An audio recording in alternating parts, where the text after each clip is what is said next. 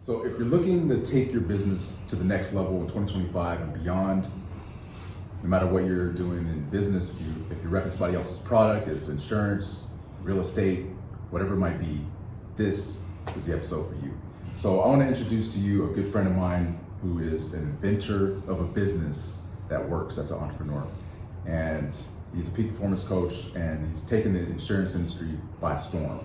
Please welcome Luke Haefele. Hey, thank you guys. Thank you for bringing me going on, on. man? We go back for some ways, ways, huh, man? Yeah. That's So- all the way back to Barstow days. You guys might not know that. Yeah, so right now we're in Las Vegas. So what inspired you to move from Barstow to Las Vegas? Oh, that's wild. So I don't think you want to go that deep that fast. So I grew up in Barstow. I was born there. I own multiple companies over there, restoration, carpet cleaning, things like that. I have a couple close friends that are still over there. But we were driving, like the demographic of the place kind of changed. We were driving down Main Street, and at the time I had started doing amateur boxing with the goal to become a professional. We'll talk about that in a second. Yeah. But I saw a carjacking right in front of like my son was in the seat next to me. There was a carjacking on Main Street, and he was shaking, and I was just mad because I wanted to get my chicken. Yeah, and he was like, "Dad, there's no future for my brother and sister here, but I'll be strong." So I went home and I told my wife, literally, I sat her down and said, "Hey, we should pack up everything. I'll get you a U-Haul. We're gonna move to Henderson, the second safest city inside the nation. Yeah. We'll reallocate all the assets, get rid of all the businesses, and start over." And she's like, "Well, what are you gonna do?" I said, "Well, I'll start my coaching company and become a professional boxer." And she said, "Well, you're 0-4 as an amateur. I don't know what that's not a good look, right?" And so she's crying. She's like, "Yeah." She's like, "Let's go." And so 8 weeks later, we moved here homeless. Wow. Then the mission started. Yeah. Wow. Yeah. That's awesome, man. So tell me a little bit about what you're doing now. So, how you help people and businesses, get to the next level. So what I do now, I started a performance coaching company called AE Coaching, which stands for Accelerated Expansion. And prior to our move, for the last 12, or at the time it was 12 years, but for the last 15 years, I've spent part-time personal development coaching.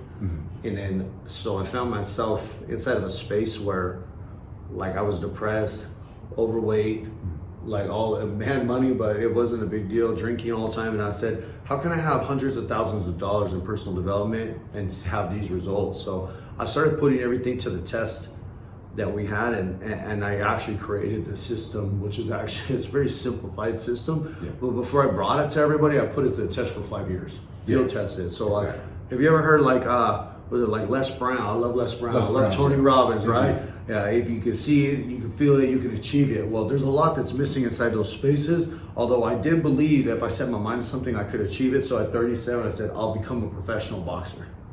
Everyone's like, oh, well, wait, we didn't mean if you'd say that. Right. But I was like, well, why not? But they were like, well, you're fat, you've never thrown a punch. And so that began the journey, and that's what transpired and got me to this point where I've used that system, which is called performance coaching, and applied it to the areas and with the people I work with, whether it's contractors, insurance agents, investors, teams, things like that. Yeah. Awesome, that's awesome.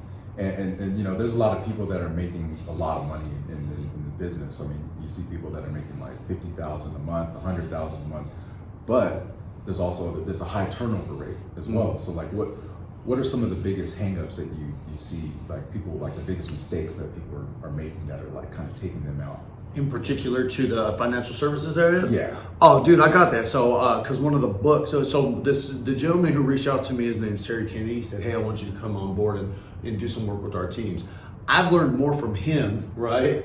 That so not everybody needs a coach, right? Some people what are you going to tell Elon Musk? Right, exactly. Yeah, you don't need a coach, right? So like the different levels, right? So even the coaches, if you're not a great coach, you can learn from everybody. So the person who brought me in to work with this team, I learned more from him in regards to that space. Yeah. And what you're talking about in regards to turnovers, there's 3 different types of hunters out there. This is what I learned directly from him. You have a scavenger, right? Man, I'll take any type of good, I'll take any lead I can get, I'll make any sale I can get. That's a scavenger. Yeah. Then you have what's called a predator. Those guys that are 50 to 100 grand, those 6-figure earners, they're predators. What are predators? They're lions. What do lions do? They're hunters, right? They're killers. Everyone all monster road lion, right? Yeah. What happens to a lion when it gets old? That's it. It don't breed no more. Yeah. It dies. Yeah. Right. So the hunter, they don't run, they don't eat. And then the third one, which is the hugest one, this is what will separate the difference. This will make the difference. In his book, which This Changed Everything, is huge. This makes a difference. What's the number? The predator that creates a system. Who's a predator that creates a system? System. It traps its prey. It's a trapdoor spider. That's good. What's it do? Yeah. It builds a system. And the people come to the system, they get stuck in a great trapper. What happens? Yeah. That trapper it'll bring more people to the system. Exactly. So that's the difference. The turnover rate happens when the predators run out of gas. Yeah. They don't blame it on themselves because they're not working hard anymore. They blame it on the what? Oh, this company. Oh, they say, oh, my upline. Oh, they changed this. Oh, the industry. No. They haven't created a system that traps the people and brings them in. That's good. So becoming a trapper. So if you're not able to pivot from some scavengers, there's a huge turnover rate. There ain't no meat on the ground. They go back to their job. The predators, they get old. The trappers, the few trappers that make the system, they're the ones that stick. Then they bring other people in, and what happens? They teach them to be trappers. Exactly. That's really good. Because I mean, you got people that are just kind of like they're opportunists. They're just looking for what can I get, and then you got the people that are running out of gas. You know, they're good. They're hunters, but then at the same time, they haven't set up the system to create that long-lasting success. And so when you asked me that question from a personal, Eric Thomas said this, man. He said, man, I do all this great work and all this great work. Why am I not making money? And then he said, the Lord told him what? Well, you're not doing money things, right? So I come into a personal development space. I have all the I'm literally a professional athlete coming into this space on performance. Yet the money space side, I can learn from the gentleman who I work with. And this dude, he's taught me so much from a money space side where I'm like, dude, like, half the people don't have time to listen to that. So like when he's talking to trapper, I was like, dude, I'm a predator. I come off a predator, but I'm a 40-year-old predator. Like I was on the I'm on the precipice to fall. Most 40-year-olds ain't even predator like me right now, right? Yeah, and I was like, dude, I have to change to be a trapper. So that's being incorporated into the system. Oh, okay, awesome. Yeah, that's good. That's good. You can't coach if you can't learn, bro. Yeah, indeed. You have to be you have to be coachable. Yeah. And so for me, in the beginning, I mean, a lot of people are dealing with like ego, like getting in their own way, and separating their ego from prospecting or whatever they need to do to become successful. So like what prospecting is hunting. Yeah, prospect. But that's being a predator.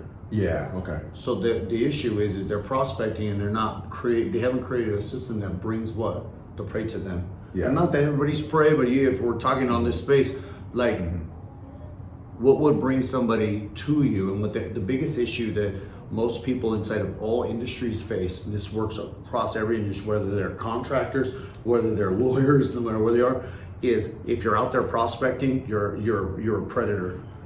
If you're out here asking, hey Vincent, man, who are 5 people you'd like to see in the same position or better? Would you write their number down for me and let them know I'll be giving them a call? I'm no longer prospecting. Who gave me how much did it cost me?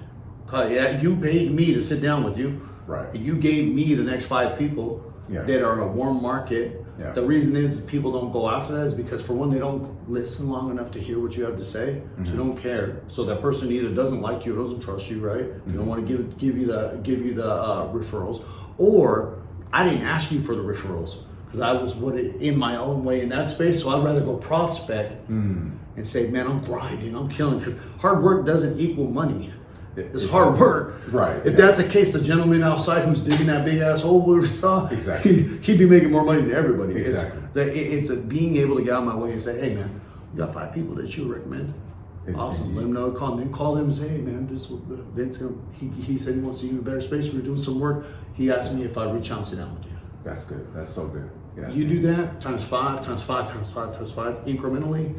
You will have to hire people to take care of the people that you brought on. Indeed. And that's the best way to do it is having those referrals, all day, instead of just going out there hunting all day. That's a lot of bandwidth and work that only one person can do. It's like you can't do that if you want to scale. There's no way to see. You can scale with a bunch of hunters or with a bunch of predators, right? The issue is it's not sustainable over a long period of time. Your turnover rate. Indeed. So with regards to handling objections? Like, how do you handle when somebody says no to you? You know what's funny, man?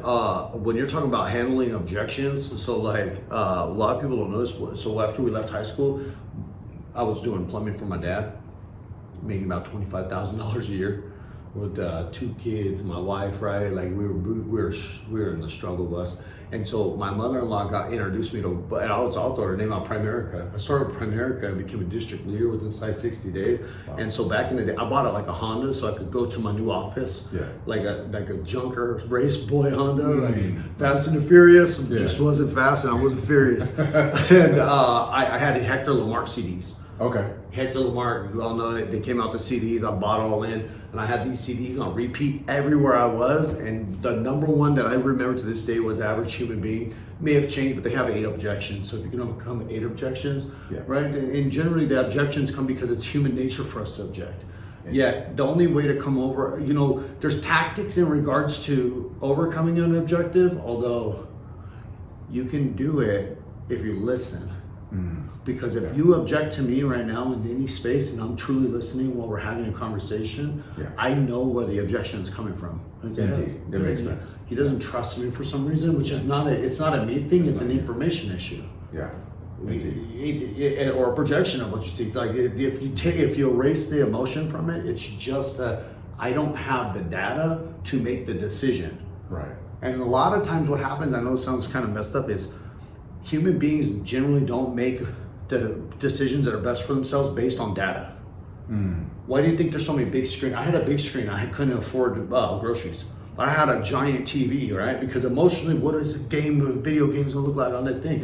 Yeah, the data would say, bro, buy your kids groceries. I had a big screen, right? That's just how I grew up. So we don't, but when we get into a space of data, like I'm not attaching the emotion to what our conversation is around, and therefore you're gonna have a pushback. But I said, bro, like, you want to see your family in a better space or a worse space if you pass away? Indeed. Exactly. Okay, so it's for $100 right now or $200, whatever it's going to be, to see them there. If you were to pass away, is that worth it to you? Of course. Of course it is. If you have an objection to any one of those two, which could be happening, is that you're probably not the person for me.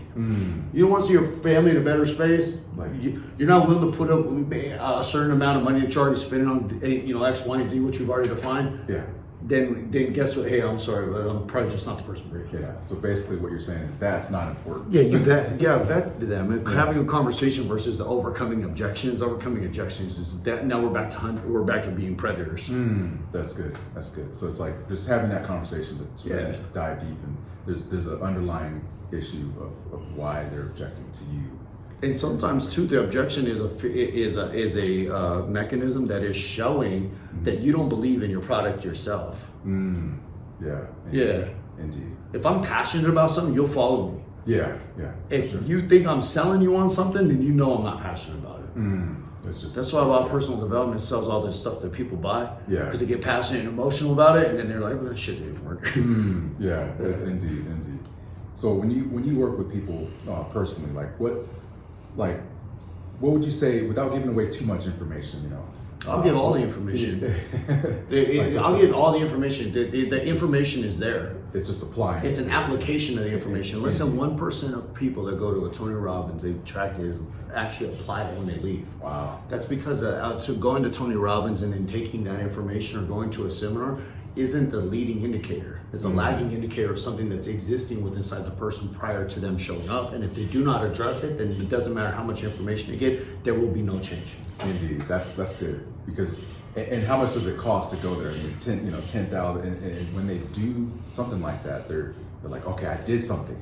So therefore, they kind of like get the reward almost, and then they kind of go back to what they were doing before. So they didn't really apply it, Well, so a small percentage. The thing is so there's two things that happen. So in our value exchange, so a lot of times humans we think that when we're faced with the worst case scenario that we will rise to our greatest expectations of who we are, and generally we fall to our highest level of training.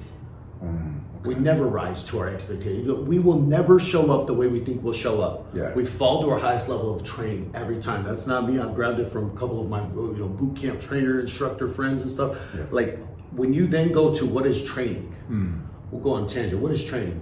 Everyone thinks that training, so I box professionally. Okay. right? When I'm with my coach, I am being coached and consulted. I'm with him 3-4 times a week, right? Yeah. Coached and consulted. When I'm inside the ring, what's happening? I'm being application. He ain't gonna teach me shit. There's nothing. Sorry for saying bad word. He ain't gonna teach me nothing while I'm getting punched inside that ring. Yeah. Hopefully, attempting to impose myself upon the other person. Right. So I'm being coached and consulted when I'm with him.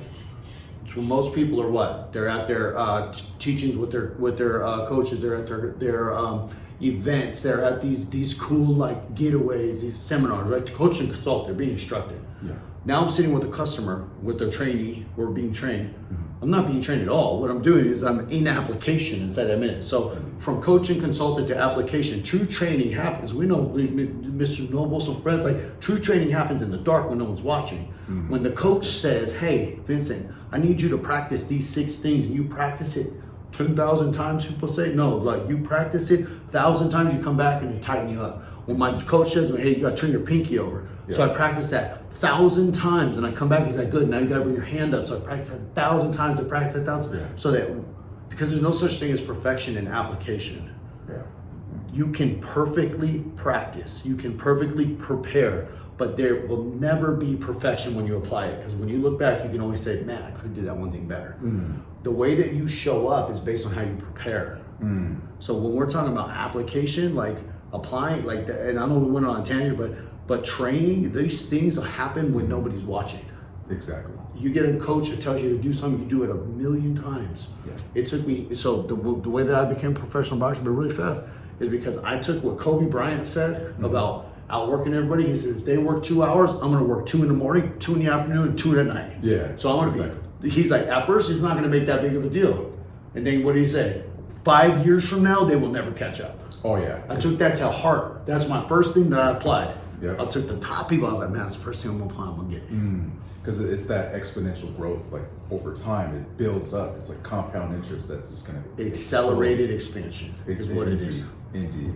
So tell me a little bit more about what you so you mentioned the boxing. You look great out there, by the way. Thank you. So what about any other practices that you do that help you with like peak performance? You know, like what other like practices that you do? In regards to physical or mental? Like physical training. So this is the one thing. So when I've done I've helped build a couple of companies out there, and including done a lot of work in mine, which have to do with more men's development. But I've also done co-ed stuff as well.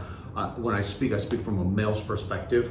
Obviously, it's not California, so no, that's a joke. But so what I found is that, okay, so when I was overweight, right? Just to be very clear, I've lived like 3 lives. So I was fat, I lost all my weight when I was 27. I got to 250, then I became a bodybuilder, but I went and did a bodybuilding show, hit 178, right? I rode that train for a while. Got up to 190, 200, 210, 250. Brought it back a little bit, and then what happened is I then spiraled out, drinking, partying, having fun.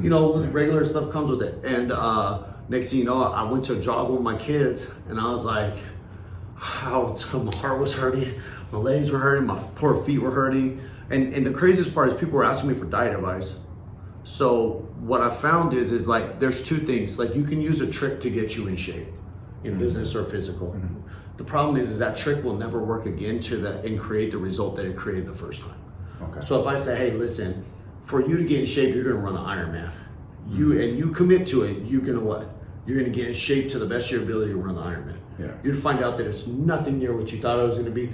Although next month or next year, when you want to get in shape again and you set the same target, you'll not have the same result because you used an external motivator to get you there. So then what happens is we have to go from external to an intrinsic thought process. And the intrinsic thought process is when it reverse engineers down, it comes down to what I call evidence. Okay. The brain is an evidence collection machine. It's collecting evidence. So when you set out in an emotional state to do something, I'm gonna write 50 grand this month, right? The brain then goes to its evidence collection machine when the emotion leaves, and it says, what evidence do we have that's going to prove to us logically that we can get there? And when it draws upon that evidence, if it's not there, it will say, Vince, man, bro, we ain't gonna get this. We're gonna go hard though. We're gonna turn on some music, but it knows subconsciously, and then it already starts to digress, and it cannot logically create a path. Wow. So then what happens is for the few, and I learned this with my CEO, I learned it from the financial side. This guy says he can do something, he does it. When I do it on the physical side, I found out if when I say I'm gonna do it, I'm gonna do it, because you can get your brain to a point where it overrides that thought process, because it knows when he says he's gonna do it, we have the evidence that we've compiled evidence that every time he says he's gonna do something, he gets it done. Yeah. Now the craziest part is that all funnels down into integrity. I'm going to get to the answer to your question, because fundamentally integrity is what powers everything, and sometimes people do not understand. Integrity is not what I say out that I'm going to do out loud. Yeah. It's the silent promises I keep that you don't know I made. Indeed. When I say what? I'm going to get up at 4 a.m. Yeah. And 4 o'clock in the morning comes, and what happens?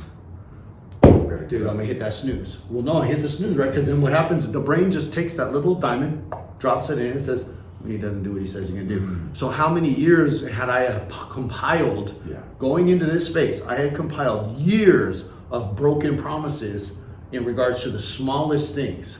Yeah. And by not compiling it, when I said I was gonna do something big, like, hey, I'm gonna quit drinking, guess what happened? My brain said, poof, yeah, right. And I didn't make it. Mm-hmm. Poof, yeah, right. So then when you're talking about what gets somebody to a peak performance, which I don't think really exists, peak performance is something that's a whole different thing. I put myself into spaces and I measure, and this is how I literally started, and I'll show you my app. I started measuring the commitments that I was making and breaking every day. Yeah. So, okay, what time that says I was gonna get up, that says I was gonna stick to my diet, that says I was gonna do my cardio, and then I would literally track. Now what happens is, if say you made 10 commitments, you got 9, what's the average person say? Oh, I got 90%. Yeah. But commitment integrity is not percentage based, it's pass fail. So if I got 9 out of 10, I failed that day. Wow. You beat yourself up and then come back tomorrow. Yeah. Cool, I'm gonna get, now if I passed 2 days in a row, I added another commitment because I was always pushing myself to fail. And the reason is because we can become complacent. As soon as we're okay with 90%, then tomorrow we're okay with 80. And somebody might pass away and we're okay with 20, and then we digress, we find ourselves back. What I do every single day is like ice bath, sauna, whether it's a run, whether it's a jog, I'm gonna stick on the computer for 2 hours, and I'm not gonna turn off, I'm not gonna answer. I tell my wife, like, if I'm in the gym and someone passes away, I'll find out when I'm gone.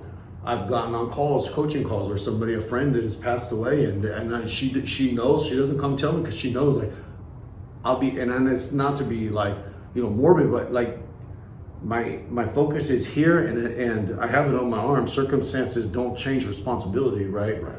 So like, to start living that way and nobody's perfect, start practicing the small things. That's where the peak performance comes in. So that's where my brain goes into, like, when I disappear on a run, like my coaches tell me I can only do 3-mile runs, but there's times I'll disappear for 20, 30 miles.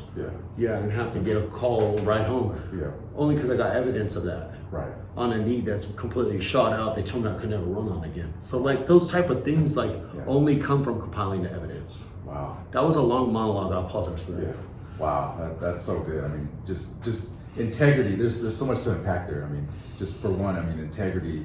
Doing what you say you're gonna do, even if it's like these little commitments, like, hey, I'm gonna take out the trash, like, go take out the trash, whatever it might be. Those little things, that does make a huge difference. Yo, dude, don't get me on the relationship side with trash and laundry, bro. I'll blow that out. Yeah. I used to be horrible with that side, because a lot of time, man, it's very easy for us to. So men I always find it, like, always tell people this when I first start with them, right? Track how much time you work in any space, like. If you're working and you're on a phone, like, especially for business owners, right? Or 1099, however people, how much time are you spending working? And track it, like clock in. If I have 25 employees, I used to have 25 employees, and I want them to track their time, I'm gonna track my time now. So if I track how much time I work, how much time do I allot to the gym? Here's that funny example. I could bench press like 315, I was ready, I was big, right? I was heavy, like 240 pounds. My wife says, hey, I have a question. She's like, super sweet. She's like, you think everything's okay? Like, you might need to go to the doctor? I was like, what? Well, that look at me, right? And like 3 chins racking down. She's like, well, you spend 2.5 hours at the gym, and you're 240 pounds.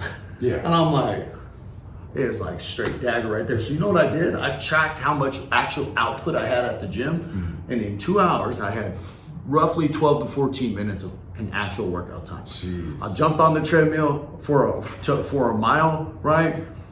2 minutes in, I'm like, oh, go to the bathroom, talk to people. Like, it literally, actual movement time was like 12 to 14 minutes. Wow. So now that I knew that, my brain said, hey, either utilize the entire 2 hours, which I was not physically capable to do, or become efficient in 30 minutes. Yeah. And that's where the whole thing started, right? Yeah. Like, knowing where you truly are is a fucking stab. And you know how people are like, oh, don't think bad about yourself.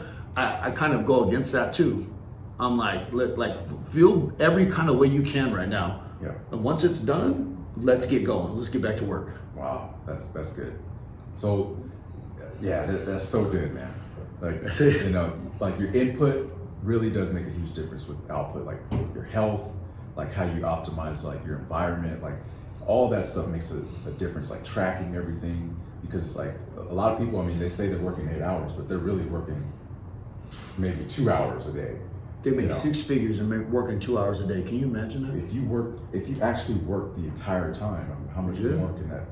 What would that turn into? Exactly. So this is the reason I bring that up is 2 things. Is because you're either underperforming or you're overtasked.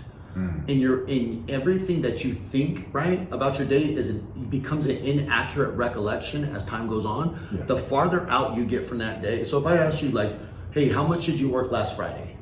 The recollection of actual hours put into last Friday, unless it's tracked, right, it's an inaccurate recollection. Now, to be very clear, it could be as a coach, I'm not able to, this is where cookie cutter coaching gets on my nerves, bro. I come and say, hey, Vincent, bro, put out, bro, like alpha shit, right? Like, just be that guy, do more. I could probably appeal to some people like that. Other people are like, dude, I'm doing too much. I don't know until I have the number. So for 30 days, I want you to track every single day. And then what happens is your brain eventually will do 2 things. If you are overtasked, which means like, dude, my boss is beating shit. I mean, I'm doing 16 hours of work, like, and I should only be doing 10. Like, your brain will do something that's called find efficiency. It will then find a way to become more efficiency. Inside of a business, you'll say, dude, I spend 4 hours a day just on phone calls. I didn't know that. Efficiency starts to come in. Hey, your coach is able to say, hey, look, man, how about we get you a VA or an assistant? Yeah. Now you know. Yeah. Most of the time we find out that you're underperforming. Now that we know that you're underperforming, everyone thinks that they're going to show up what? Oh, I'm going to go put 8 hours. No, bro, I need you put 2 hours a day in. We need to go for 3. If you increase your output by 1 hour a day for the next 7 days, right? That's 7 additional hours you didn't have. Great. Once you hit your 7, what are we going to do? Increase it again. Yeah. So then you compound over time while building the habit. The brain doesn't push back, and then you increase over that amount of time. You're able to track it, and then your goal is to become as like max yourself out till you want to break. Yeah. Boom, reverse engineer. Let's see where it can be efficient. Yeah. What worked, what didn't work. Go again. Optimize it. That's literally it. It's 90 days, right? 91 days, right there. Yeah, one of the biggest hangups for me, you know, is like social media. Like, you know, it could be, you know, doom scrolling or whatever, but like being able to track your time and know exactly what you're doing throughout the day, it really does make a huge difference. Because I mean, especially when you see how much money you're making, you're like, okay, I make a certain amount of money this month, or this you know, annualized, you know, how much money you're making during the year, and then you could say, okay, I make this much money per hour. So therefore I'm valuing my time more. So I need to eliminate certain things that are, you know, impeding on my success, you know. So that's good.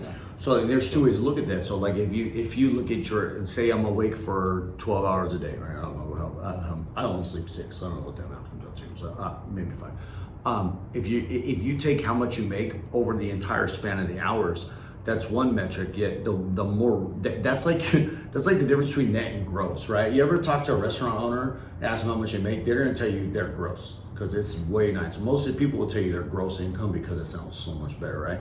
But when you take how much did you work versus how much did you make, right? Now there's your net. Like your brain looks at it like, oh, here's your net, because this is the problem. The money is gonna seem like more right here, but the problem is the amount of output you have is significantly less in the span of the day. Makes sense. So now you're like, dude, I only actually work 2 hours a day to make 6 figures, and I'm bitching because I come home and the laundry's not done, right? With my 2-hour work day, when my wife was taking care of my kids, like, right. do the laundry too, bro, or work longer. right? Like, you start to look at things completely different. And then another thing I talk about is obsession, right? Like when we're inside of those spaces, like at work, it's easy. Like that's what I said. Like when I'm boxing, you don't know. I don't know what's going on until I'm done boxing.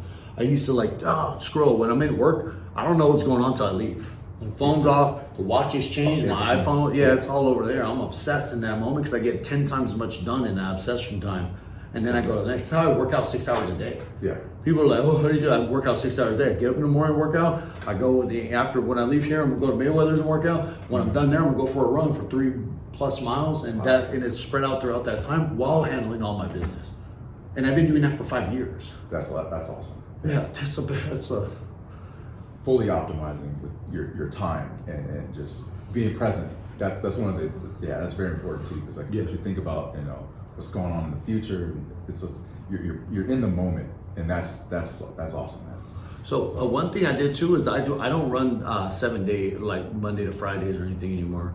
I do what are called 30, 60, and 90 day runs. So every day is a day. Yeah. Every day is a day for 30, 60, 90 days. Say I've planned in 30 days, right?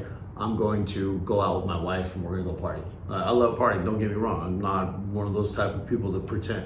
I'm gonna turn my phone off on Friday and I'm gonna turn it back up on Sunday morning. Okay. I'll take 48 to 72 hours off inside that time span where I don't even have my phone. It's inside of a safe. Yeah.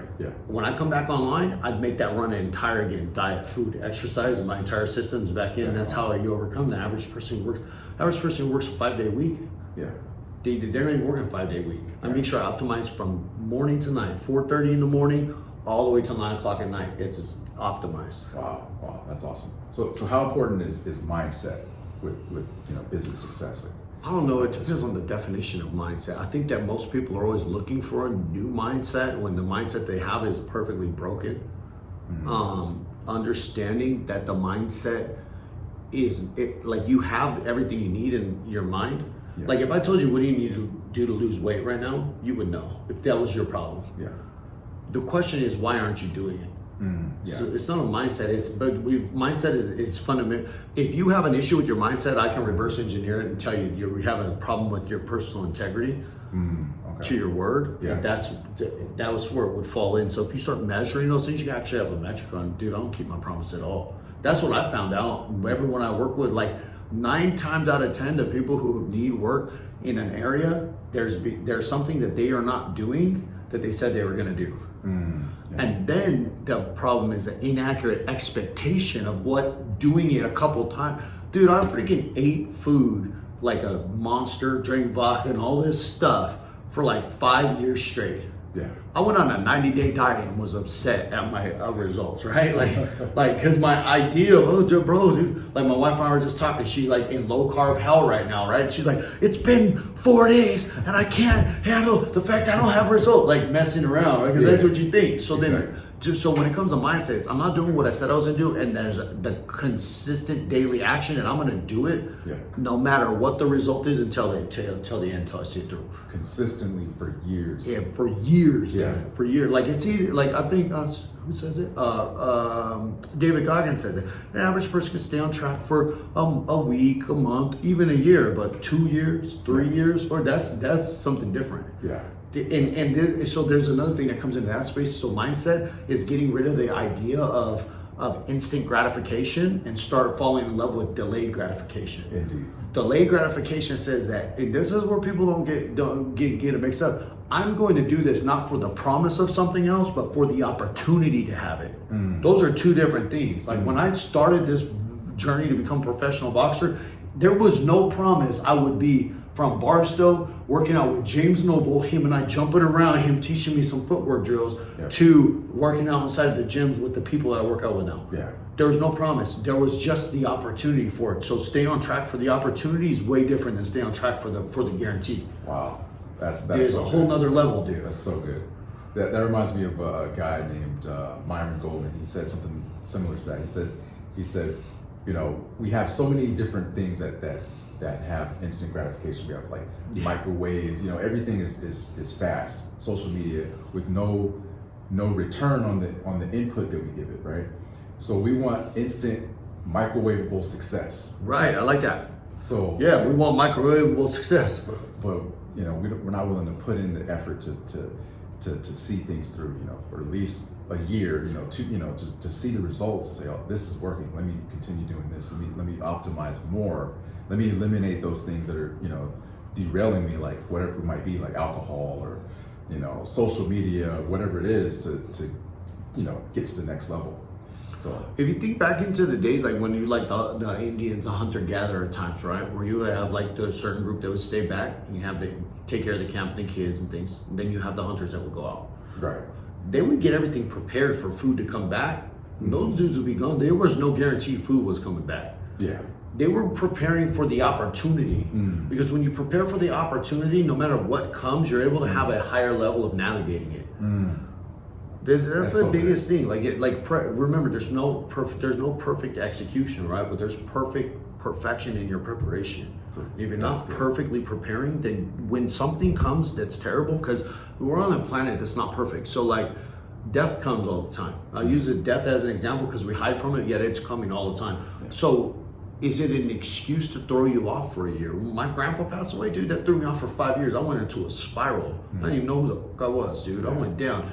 The craziest part is what did that have to do with me doing what I said I was gonna do? I had no evidence that when I said I was gonna do something that I would see it through.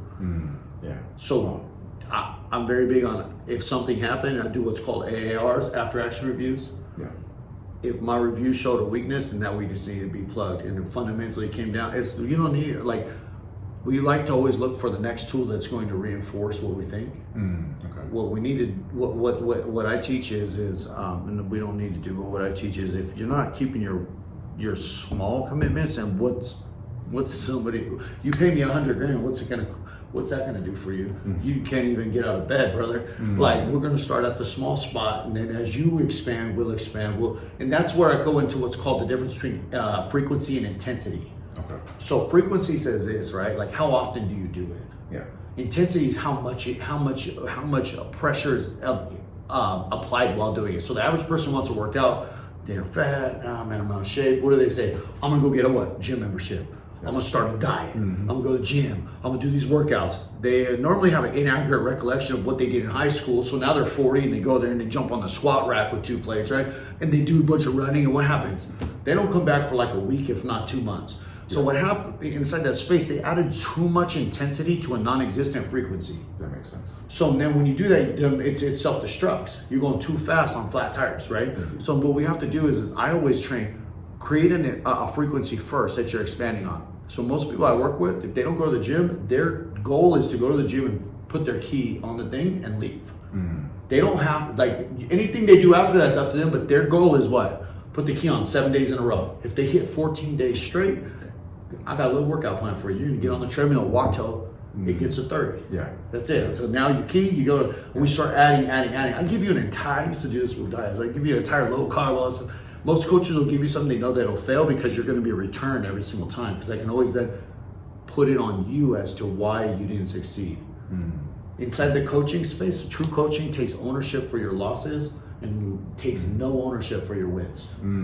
Wow. Yeah, that's so good. Who wins a basketball game? They win the basketball game. Who are they interviewing?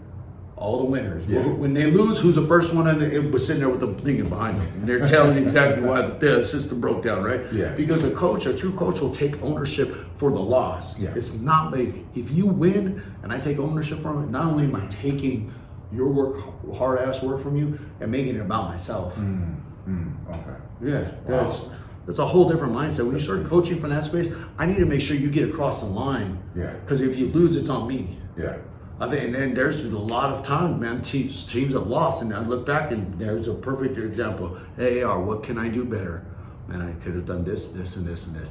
Well, Luke, you can't control them. Okay, I'm not able to control them, but I obviously didn't perfectly prepare for what came. Yeah, exactly. Change the preparation. Indeed. That reminds me of a goal that I had, that I wanted to dunk a basketball, you know, at the age of 38. We all had that. Dude, done at 38. That's some stuff, dude. Did you do it? Yeah, I actually did. My man, we gotta get a video of that. Yeah, throw that in there. Yeah. But the thing is in the beginning of the year, I'm like, I'm gonna do this, and I set out, like you said, like without with the intensity, without the expanding it slowly like that. So I went out. I'm like, hit the gym twice a day, you know, doing this.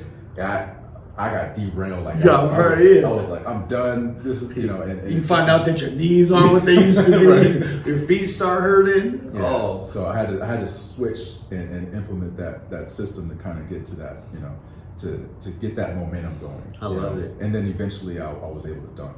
So that was pretty cool. So let me throw that in there. Yeah, you got to throw that clip in with the voiceover. That's sick, dude.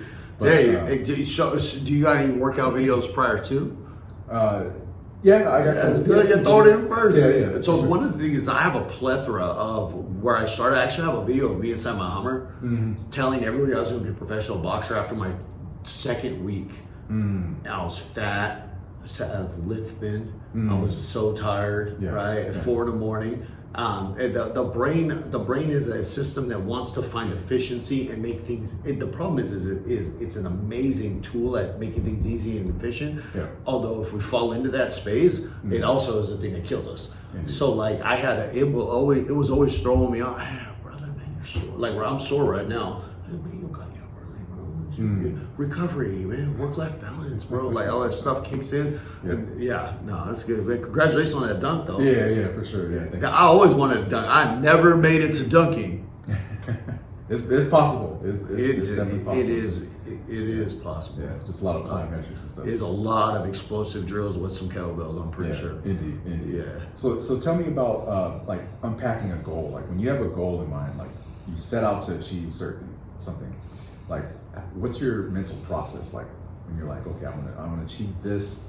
Like, what's your process like of going out and making that a reality?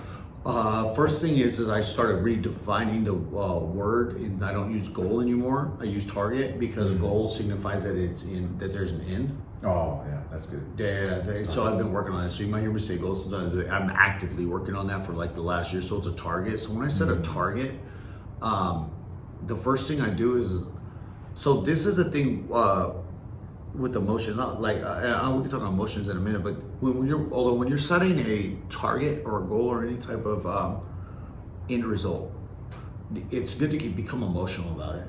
Like because emotions can become liars. Although inside of the space, they're also the thing that triggers the dream life. Like when we think logical about a goal, I'm gonna reverse engineer based on the 20% increase of the blah blah blah blah, and then I'll have a step. But that doesn't get us to where that we know we can hit that based on numbers. Yeah. When I do a goal, when I do a target, and I set a target, I look at it and I say, man, what would my life look like if I had a jet? I live by the executive airport over in Henderson. I see these jets. I got a great one picked out, and I love that thing, man. I'm like, what would it be like to get my kids, because my son's getting shipped to Okinawa for the Marine Corps, right? Yeah, and I'll be like, what would it be like to throw my family on the jet and just fly over there? Wow. Man, how would that feel? What would it look like? Man, I don't gotta do the TSA thing. That's cool. Like I started thinking that way. And so like setting a goal, like, man, I'm gonna get a fucking jet. Right? Okay, well, then I go back to, okay, that could be a 5-year plan. Cool, 5-year plan. I feel the jet, I see the jets, I like the jets. You get the feel, you get the emotion around it. Like, how do I get, well, where am I at right now? Okay, what do I need to do just this year to put me on target for that? Just this year. Okay, so I get just this year, I get it out there, and it's scary shit, man. Talk about some goals for this year that we're looking at onboarding 30,000 people on that thing. There's a huge goal, a huge target that's set right there, and I'm like, so the problem is now it's going to be uncomfortable because I can't sleep for half this stuff. So then I reverse engineer the actual monthly targets, and then from monthly to weekly, and then the actions it takes every single day that week to hit that target. Wow. Then and it's actually easier than we think. The problem is now the emotion. When emotion leaves, you must be able to shift to logic, because logic is how you're going to apply it and hit the stress. So the strategies, that end result, that target, right? The tactics of how I get there are going to be the things that I deploy to make it happen. Some of the tactics may not serve the strategy. So I want to make sure that tactically I'm moving in a direction that is going to serve that. And one of my close friends, he says, you know what happens if you shoot for the moon? You don't land in the stars, bro. You land in nowhere. He's like, well, you look at like Elon Musk, and what's he shooting for? Mars. Yeah. So what happens if you don't make it? He's got the moon. He's He's got the moons already, right? Right. Like so. Like now another thing is having an understanding that those there's a difference between like I've done SMART goals before. So there's a thing with SMART goals, right? And what I call not so SMART goals. So like when you do SMART goals so long, your brain finds a way that the SMART goals don't work, and you kind of find it. So then you have to switch to like a not so SMART goal. I think that Grant Cardone guy does his 10x, right? 10x works until it doesn't work. Then you got to go back to logic. When you're logically working, you're like, this is what cookie cutter doesn't work. If logic's worked for you, it ain't gonna work forever. You got to go to something that's not logical. So SMART goals, not so SMART goals. The only difference, I take the attainable out of it. So yeah, you said a lot there.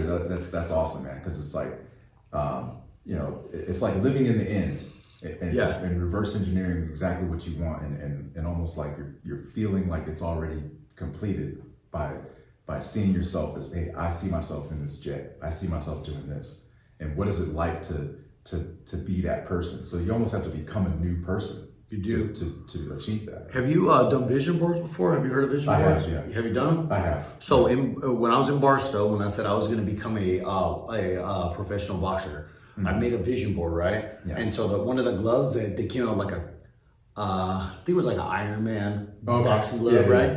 And there's no boxing gyms there. I had never seen a boxing gym in my life. I didn't never seen one, and there was none where I came from. So the only gym that I actually knew of what a boxing gym was, I had a picture of the TMT gym, Mayweather's gym. Oh yeah. That's the only gym I ever seen. It has a TMT. It said Mayweather. That's what I expected a boxing gym to look like. That was going on 3 or 4 years ago, right? Yeah. That was in my wall in my office. I would see everyone's thinking it's got. I had the MGM on there too. That's coming, right? Yeah. But I had Mayweather had this box glove. Now my Thanos gloves came out. They didn't even make them. They made the Thanos gloves. I said I was gonna get Thanos gloves. I wear them all the time. I've got pairs of them everywhere. Yeah. The first boxing gym that I went into that was outside of the where I was like training, the first pro gym was Mayweather's. I walked in there, I had a picture of this fucking gym on my vision board from 4 years ago, 3 years ago, yeah. And now I'm there inside of a space, yeah. Like that's crazy. An overweight white dude saying, he's gonna blah, blah, blah, and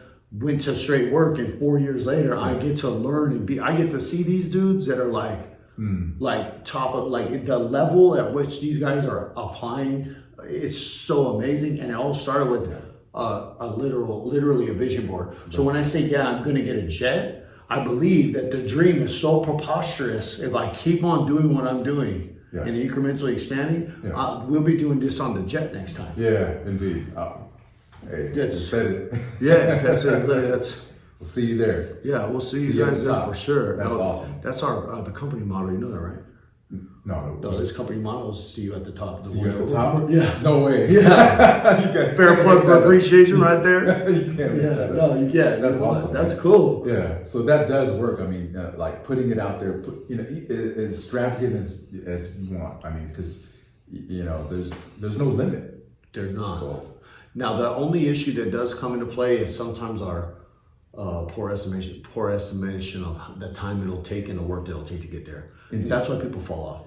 Yeah, absolutely, because you don't really know what everything has their own a time to come to fruition. A tree takes so long to grow.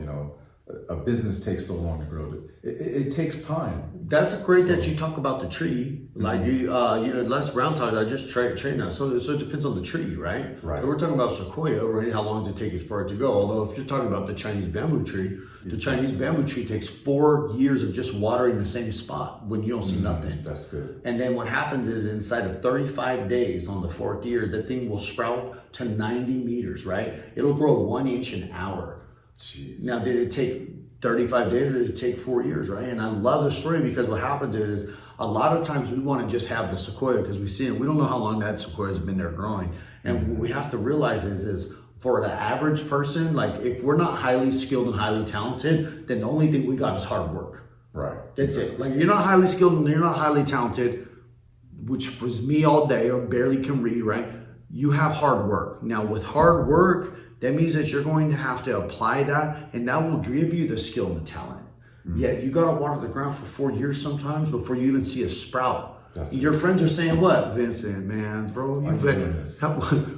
Financial services, right? You're from Barstow. Like all this stuff that comes into that stuff. And like, can you imagine me outside watering the same spot for 4 years and you're my neighbor? You're like, this guy's crazy. What is he doing? Yeah, and then year 5, you're like, that's a Chinese bamboo tree, right? Like, oh my goodness, it's crazy. So like inside of this space, like when you don't have the skill and the talent, the hard work is where it's at. And by the time that they realize that you've caught up with them, they're already 4 years behind for watering their tree. Wow. Yeah, because skill and talent only lasts as long as it, like the world is always changing. So what you're skilled and talented in now, you're not going to be in 2 years. So if you don't work hard and keep developing your skill and talent, right? This happens with a lot of leaders and people in financial services. They are really skilled and talented in sales. Yeah. They create teams, they make a massive amount of sales. They ride on that. They stop developing their skill and talent. Yeah. But also they weren't working hard. They stopped working hard too. So then the hard workers will overtake them. Well, my CEO and I love to use this term. The learners will inherit the earth, and the learned will be beautifully prepared for a world that no longer exists. With AI, that's happening every 6 months. Exactly. Indeed. The industry is changing so fast and so rapidly that it's like you have to adapt. Indeed. Or they'll eat you alive. Indeed. I know I've taken you off topic a couple times. Oh no, that's totally good, man. That's all good. So yeah, man, that's awesome, man. So like, what would you say to somebody out there that's like that's feeling stuck right now? They're on the brink of just kind of like giving up, and what would you say to somebody like that? That's funny that you asked that question. So when I was telling you about the runs and then the evidence and all that stuff, and when I go on the runs, like, so my brain gets to a point at 3 miles where it wants to quit. It want to quit when I tie my shoes on. Anyone who's like, oh, I love to run, like maybe, but like, however their distance is, there's a distance where life kicks in and wants to kill them. Like they just want to stop, right? They're done. So like somebody who like is inside that space, say the question one more time so I can make sure I articulate it properly. What would you say to somebody who's on the brink of quitting? Like Quitting. If you're on the brink of quitting, that's because you've quit everywhere else, and that's the evidence that your brain has. I'm the number one quitter. Yeah, your brain quits. Your brain comes to quit, and what happens is it's doubt, right? So doubt and fear are two different things. In fact, fear is a byproduct of doubt. Doubt is just a measurement of data. So when you're doing something and doubt kicks in, all that the doubt is, dude, like you don't have the evidence to say that you can get through this. That's all it is. What happens from there is two things. Most of the time, fear kicks in. Fear is a projection of the outcomes that are yet to come or may never come from a negative space. That's good. Or faith can kick in. When faith kicks in, it can say, I'm going to keep moving no matter what the doubt says. So the only way to kill doubt or to remove doubt is to keep moving. So if you want to quit, instead of pivoting, right? Some pivots would be good. It's literally keep moving, even if it's just 1 or 2 steps. Yeah. And this example literally came from Monday. We were driving, me and my wife, and understand I've done some stuff. But I look out and there's a mountain way out there with some radio towers on it. Yeah. I was like, you think I could run to that? And she's like, she didn't doubt me. She never has. Yeah. What she said is, it's 3 in the afternoon, sun's going out early, it's winter time. She said, there's probably something else you could do than go run to a mountain that we don't even know how far away it was. Yeah. Well, what happened in my brain was doubt kicked in. I was like, dude, if I can't make it, it's up a mountain, right? Like doubt literally kicked in. Yeah. So I was like, well, I'm going to go on my run. So I go on my run. It's like supposed to be 3 miles. Yeah. And I get to the top of Inspirada up there, and I'm like, go left and get that mountain.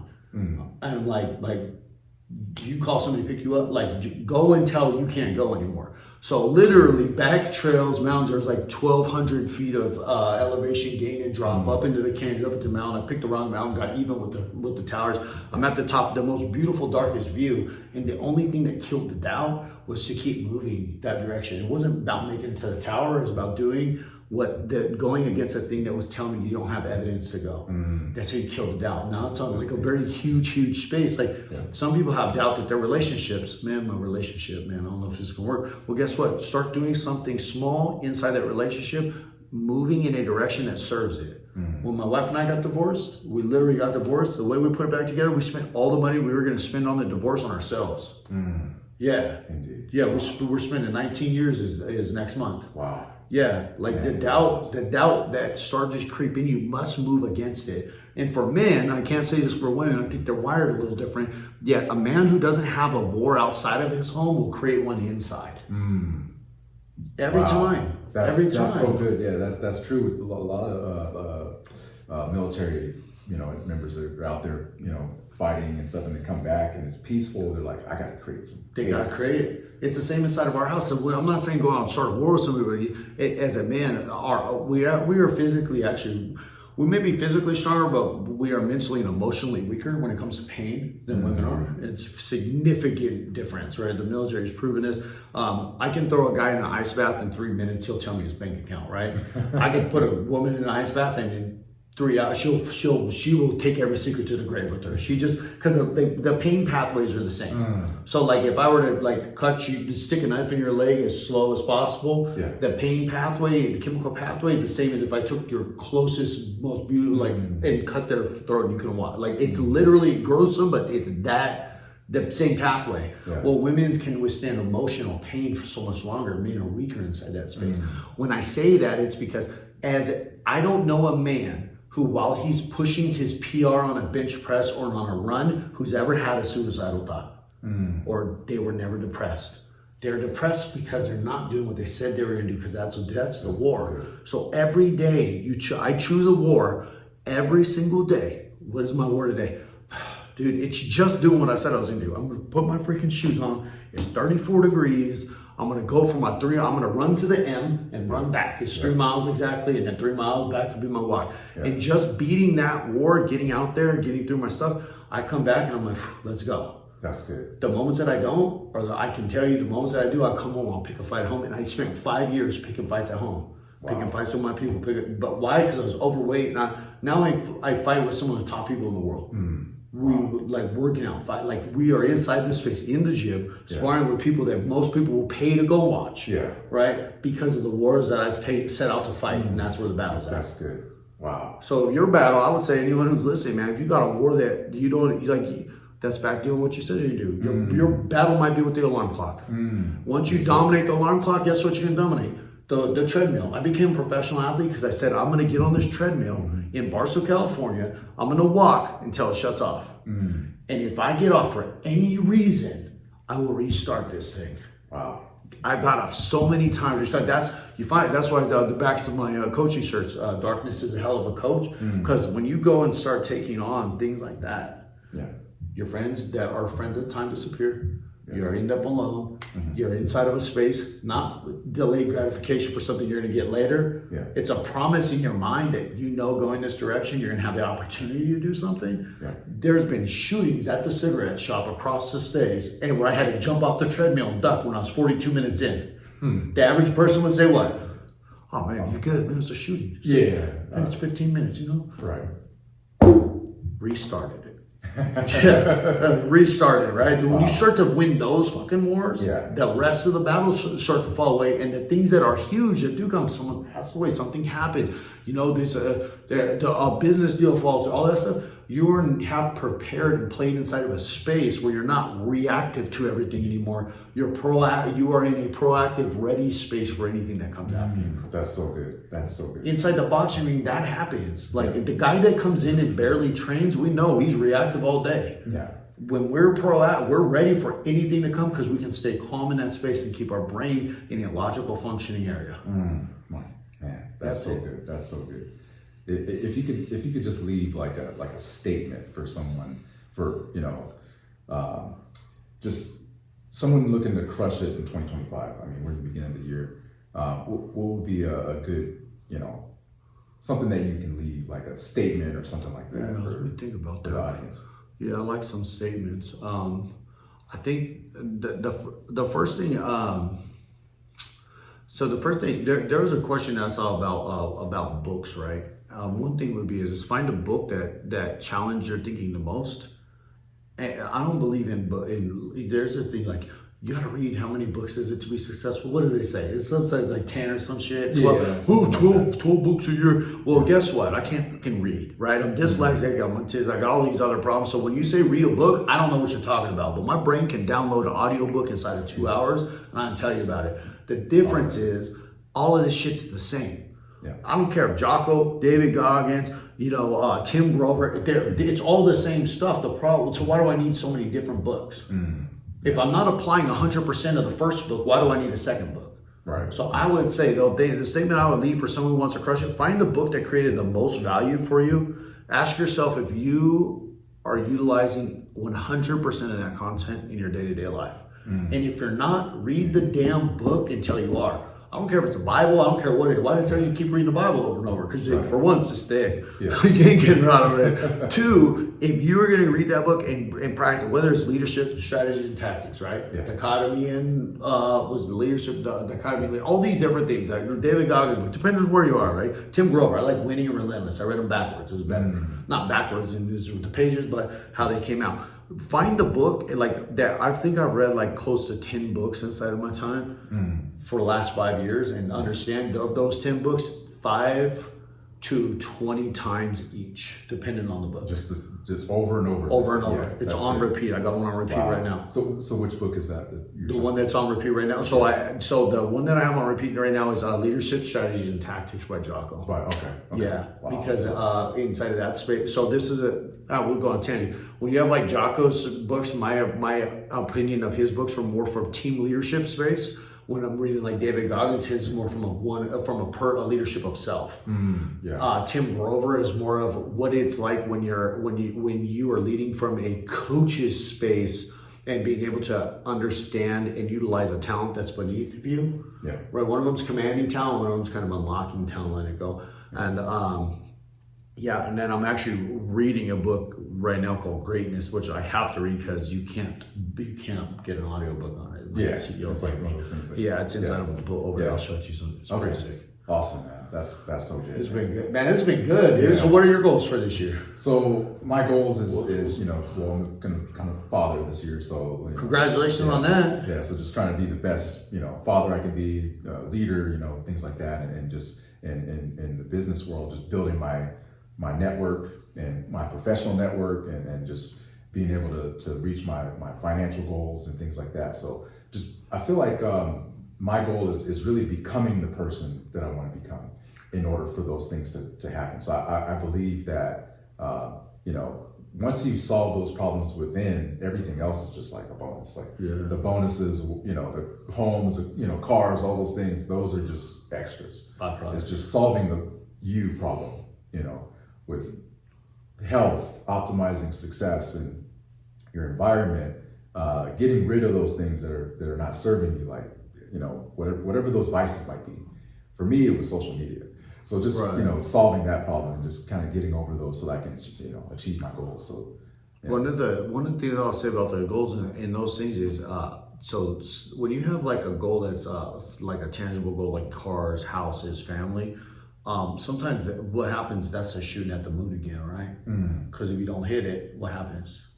You're in space. So then so we didn't talk about this. Sometimes you have to take a target and make it a byproduct of something else. So like that's what I like. So inside of my coaching, we only deal with fitness, finance, and substance. And and substance as in alcohol. And the reason is because most companies will deal with what? A relationship and spiritual and all those things. Well, those are emotional areas, and they're not tangible, and you can't measure them. That's true. What is your relationship with your higher power, right? How do we apply a number? You can pray more, but it's an emotional state. Yet your weight, right, and your bank account. Yeah. We know if you're working towards your finances because your bank account looks like what. Right. Exactly. We know if you're working towards your physical goal because your weight looks like what, right? And then there's actual leading indicators that we can apply to that. Leading indicators, everything. So when you go, and I always tell people this.